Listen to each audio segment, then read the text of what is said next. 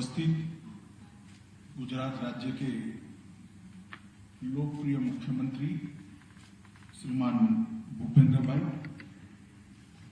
गुजरात राज्य के कृषि मंत्री राघवजी भाई,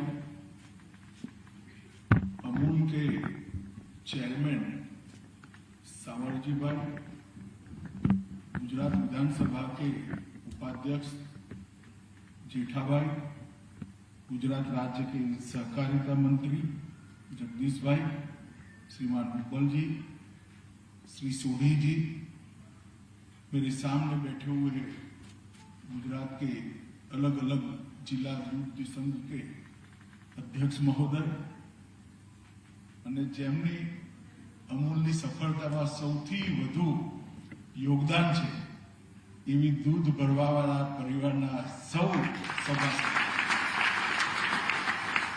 मित्रों, आज यहाँ पर अमूल और एक्सपांड हो, विकसित हो और अलग अलग जगह पे अलग अलग क्षेत्र में देश की और अमूल की स्वतः की रिक्वायरमेंट को पूर्ण करने के लिए ढेर सारे कार्यक्रम यहाँ पर रखे हैं। मिल्क पाउडर प्लांट का लगभग 280 करोड़ की लागत से एक उद्घाटन यहाँ पर हुआ। अब शायद मैं मानता हूं, सोढ़ी जी करेक्ट करें अगर गलत है तो, अमूल सबसे बड़ा मिल्क पाउडर का उत्पादक देश का अब बन चुका है। इस बटर में भी 85 करोड़ की लागत से नए बटर प्लांट का भी आज उद्घाटन हुआ है। अमूल के संचालन को सुगम बनाने के लिए ऑटोमेटिक रोबोटिक स्टोरेज व रिट्रीवल सिस्टम 23 करोड़ रुपया से आधुनिक तकनीक के साथ आज यहाँ पर उसका भी उद्घाटन हुआ है। और पैकेजिंग के लिए अमूल की ही जरूरियातों को पूरा करने के लिए लगभग 50 करोड़ रुपए का एक संयंत्र पॉलीफिल्म का भी यहाँ पर लगाया गया है। एक मानो में चारों प्लांटों से अमूल ने अपने तीनों अंग को मजबूत करने का काम किया है। अमूल के सहकारिता आंदोलन का एनालिसिस करिए तो इसमें 3 महत्वपूर्ण अंग है। एक तो जो दूध की उत्पादन करती है, ऐसी हमारी 36 लाख बहनें जो गुजरात के 18,000 गांवों से यहाँ पर उपस्थित मतलब अमूल के साथ योगदान करती है। दूसरा, इतने सारे दूध को उपभोक्ताओं तक पहुंचाना और स्वास्थ्यपूर्ण तरीके से दूध की अलग अलग उत्पादों में कन्वर्ट कर पहुंचाना, इसके लिए इसके प्रोसेसिंग की प्रक्रिया है। और तीसरी प्रक्रिया इसके मार्केटिंग की है, जो सीधे उत्पादक तक अंतिम प्रोडक्ट पहुंचती, चाहे आइसक्रीम हो, चाहे लस्सी हो, चाहे छाछ हो, चाहे दूध हो, चाहे बटर हो, चाहे मिल्क पाउडर। ये तीनों अंगों को एक प्रकार से मजबूत करने के कार्यक्रम आज यहाँ पर हुए हैं। मैं अमूल के चेयरमैन सामर भाई और श्री हुब्बल जी का धन्यवाद करता हूं कि उन्होंने मुझे यहाँ पर मिलना चाहिए। मित्रों, आज सबसे पहले मैं आप लोगों के सामने एक बात कहना चाहता हूं कि इतने बड़े विशाल देश को और विशाल जनसंख्या को सर्वस्पर्शीय सर्वसमावेशक विकास से युक्त करना है तो कोई मॉडल काम में नहीं आ सकता।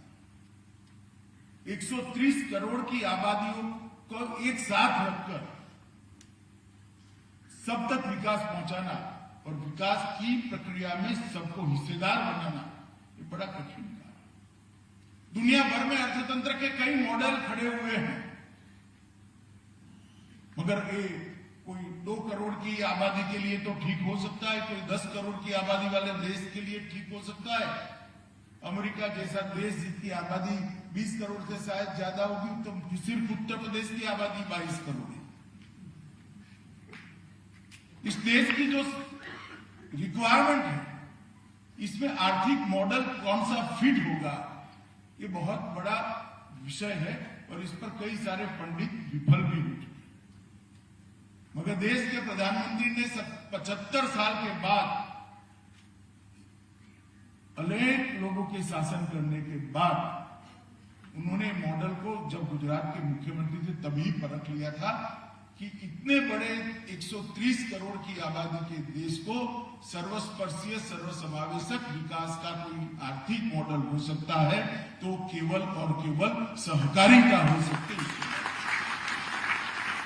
और इसी के कारण मोदी जी ने भारत सरकार में सहकारिता विभाग शुरू किया है और अब सहकारिता के माध्यम से देश के करोड़ों कृषि और कृषि के साथ जुड़ी हुई सेवाओं के साथ जुड़े हुए हमारे भाइयों बहनों तक आर्थिक लाभ और अर्थतंत्र को पहुंचाने का काम सहकारिता के माध्यम से शुरू।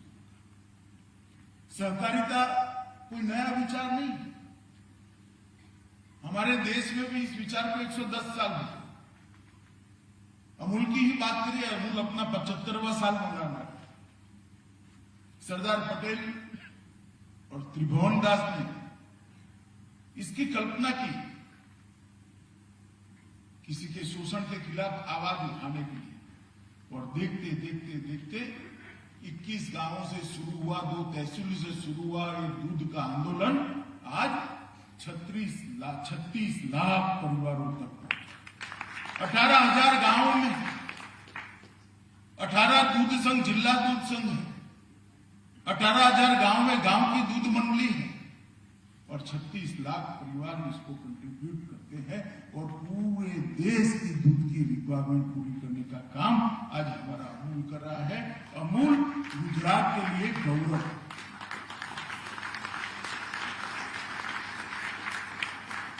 जब मोदी जी ने सहकारिता का विभाग बनाया तब कई लोगों ने कई सारे सवाल खड़े किए, ये क्या दकियानूसी, अब क्या करेगा ये?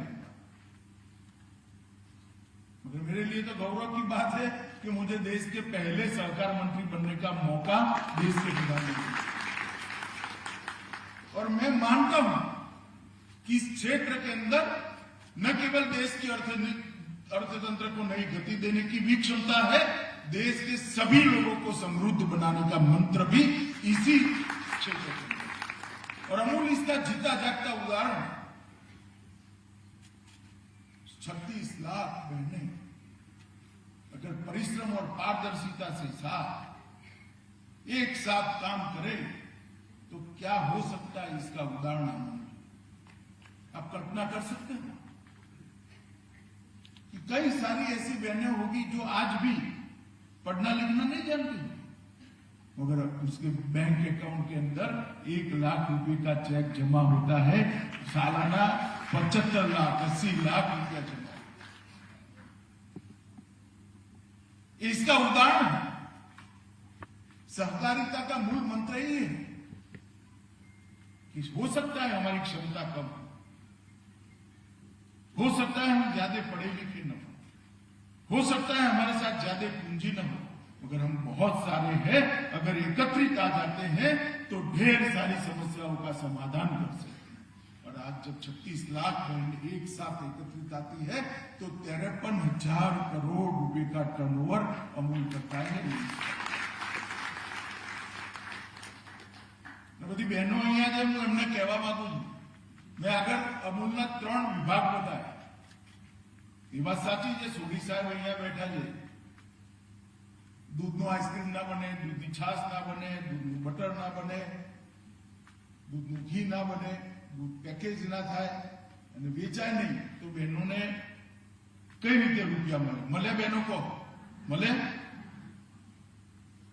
એનું પણ મહત્વ છે, કોઓપરેટિવ સ્ટ્રક્ચરનું પણ મહત્વ છે, પણ સૌથી વધારે મહત્વ સવારે 4 વાગે ઉઠીને ભેંસ ધોવાવાળી બહેનોને।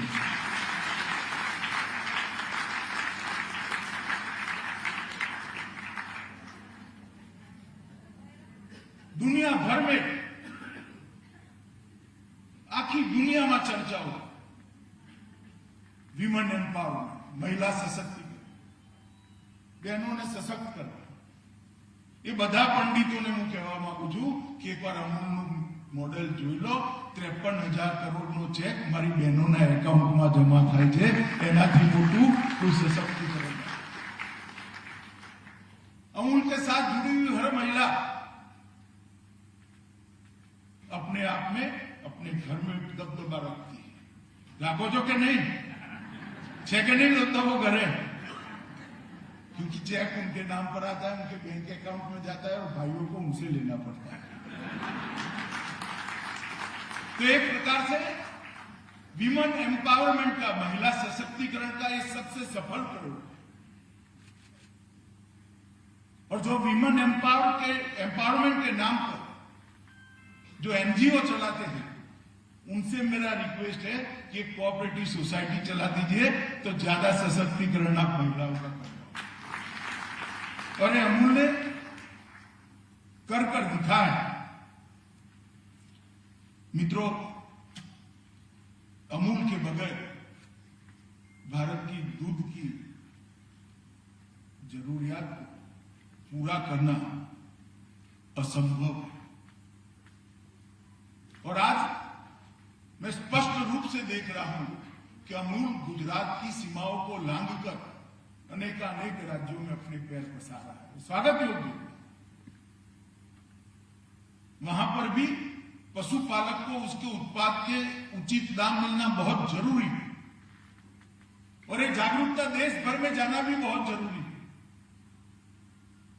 मगर मेरा अमूल के सभी कर्ता धर्ताओं से एक विनंती है. मैंने कमरे में भी उनको कहा है, मगर सार्वजनिक रूप से कहता हूं, क्योंकि गुजरात के किसानों का इन पर दबाव बढ़ना चाहिए. देश में बहुत बड़ी समस्या है. खाद के कारण हमारी भूमि बिगड़ रही है. बहुत बड़ी समस्या है. उत्पादकता कम हुई. अब खाद कृषि उत्पादों के अंदर इतनी ज्यादा मात्रा में घुल मिल गया है कि शरीर को भी बिगाड़ रहा है. कैंसर भी हो रहे हैं, अलग अलग प्रकार के रोग हो रहे हैं. इसलिए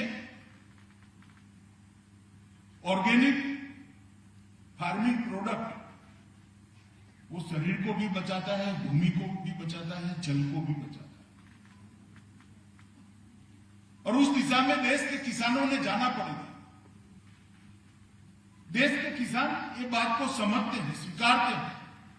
बहुत सारे प्रगतिशील किसानों ने, बहुत सारे प्रोग्रेसिव फार्मर ने इसको स्वीकार किया है.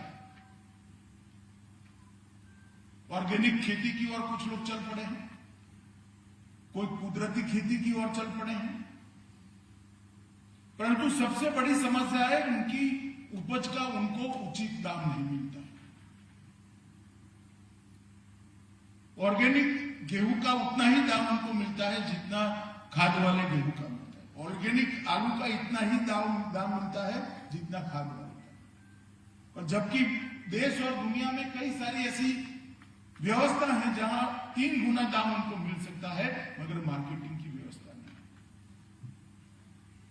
मैं जानता हूं कि थोड़ा कठिन काम है, मगर मैं अमूल की टीम को कहना चाहूंगा, जब त्रिभुवनदास पटेल ने शुरू किया तब ये काम भी बहुत कठिन था. कठिन काम कभी न कभी किसी न किसी को चालू किया. इसके मार्केटिंग के लिए चेन बनाना,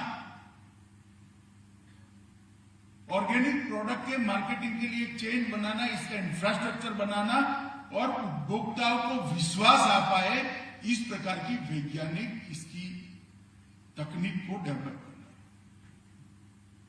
इसकी टेस्टिंग फैसिलिटी को डेवलप करना.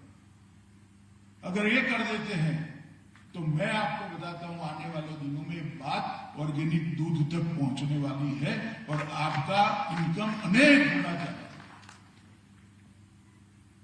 दुनिया भर के लोगों में मांग है विश्वसनीय ऑर्गेनिक खाद्य सामग्री.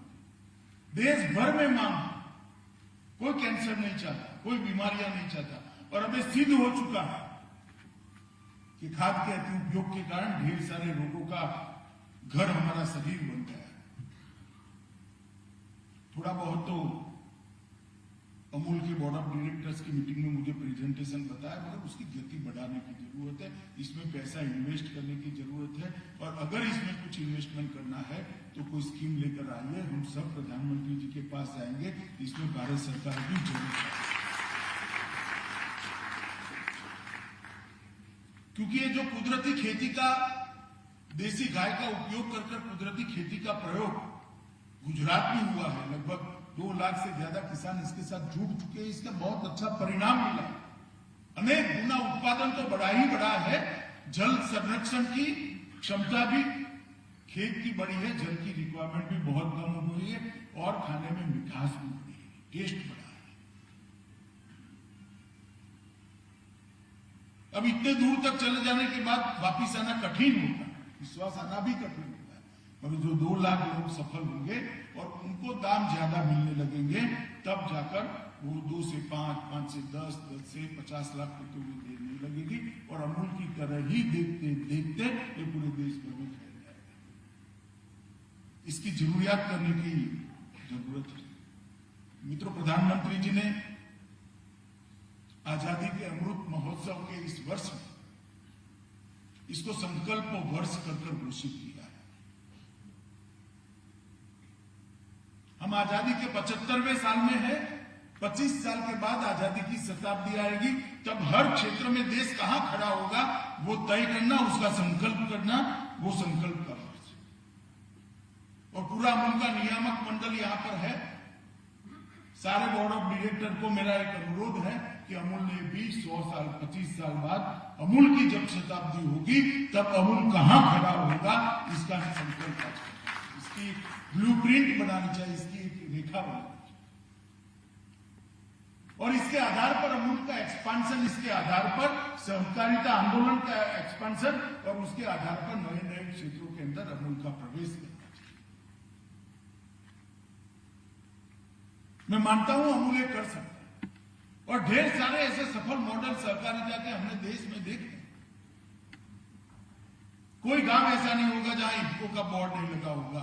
बहुत कम लोगों को मालूम है कि इफको सहकारी संस्था, क्रिप्को भी संस्था।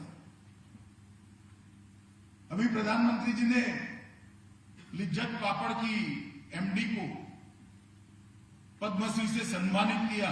बहुत कम लोगों को मालूम होगा कि सहकारी संस्था है लिज्जत पापड़, जो बहनों को साथ में रखकर पापड़ हम खाते तो हैं मगर हमें मालूम नहीं। और ये सारे सहकारिता के सफलता के जो मॉडल, सक्सेस स्टोरी, इसकी संख्या बढ़ाने की जरूरत है और ढेर सारे लोगों को सहकारिता की छतरी के नीचे, एक अम्ब्रेला के नीचे लाने की। और गुजरात में मैं गर्व के साथ कह सकता हूं कि सहकारिता आंदोलन में एक आदर्श कैसा हो सकता है, वो प्रस्तापित गुजरात ने करने का काम किया है। देश भर के सहकारिता आंदोलन में से गुजरात अगर सबसे अच्छा सहकारिता आंदोलन का मूल्यांकन किया जाए तो शायद गुजरात ही सबसे अच्छा सहकारिता आंदोलन। और मैं तो आंदोलन से जुड़ा हुआ हूं। मैं कहता हूं मैंने जीवन में अनेक विध काम किए। शुरुआती जीवन में व्यवसाय भी किया है, विद्यार्थियों का नेतृत्व भी किया है, राजनीति में भी काम किया है, राज्य और देश का गृहमंत्री भी बना हूं। मगर आत्मसंतोष सहकारिता आंदोलन के कार्यकर्ता से जो मिला है वो कभी नहीं। अनेक लोगों को जोड़कर प्रचंड शक्ति का निर्माण होते हुए जब देखते हैं तब मालूम पड़ता है कि छोटे छोटे लोगों की क्षमता क्या है। 36 लाख बहनें इकट्ठा होकर 53,000 करोड़ का टर्नओवर का कारण बनती है। तब जाकर मालूम पड़ता है कि घर में काम करने वाली एक बहन की भी क्षमता क्या है, क्योंकि उसका योग होता है, इसका प्लस प्लस प्लस। मित्रों, आज मुझे यहाँ पर बुलाया है, ढेर सारे क्षेत्रों में काम करने की जरूरत है, मगर मेरा आग्रह भी है और विनंती भी है अमूल के संचालक मंडल से, बोर्ड ऑफ डायरेक्टर से, कि आप ये ऑर्गेनिक प्रोडक्ट के वितरण के लिए और इसकी विश्वसनीयता खड़ी हो, इसके लिए, इसकी लेबोरेटरीज के लिए आप इनिशिएटिव लीजिए। आपके पास एक इंफ्रास्ट्रक्चर बना पड़ा है और गांव के साथ आपका संपर्क है, किसानों के साथ आपका संपर्क है। ऑर्गेनिक प्रोडक्ट वही बनाएगा जो आज आपका दूध देता है, तो कहीं और जाने की जरूरत नहीं है, सिर्फ इसको मार्केटिंग की व्यवस्था करनी है और इसमें आपको महारत हासिल है। तो आज ज्यादा कुछ नहीं कहना है और हम सब मिलकर सहकारिता के माध्यम से देश के अर्थतंत्र को भी गति दे और देश के गरीबी के उन्मूलन का यज्ञ जो देश के प्रधानमंत्री ने चालू किया है, जारी रखा है, इसके अंदर अपना महत्तम योगदान दे। यही शुभकामनाओं के साथ मेरी बात को समाप्त करता हूं। भारत माता की जय।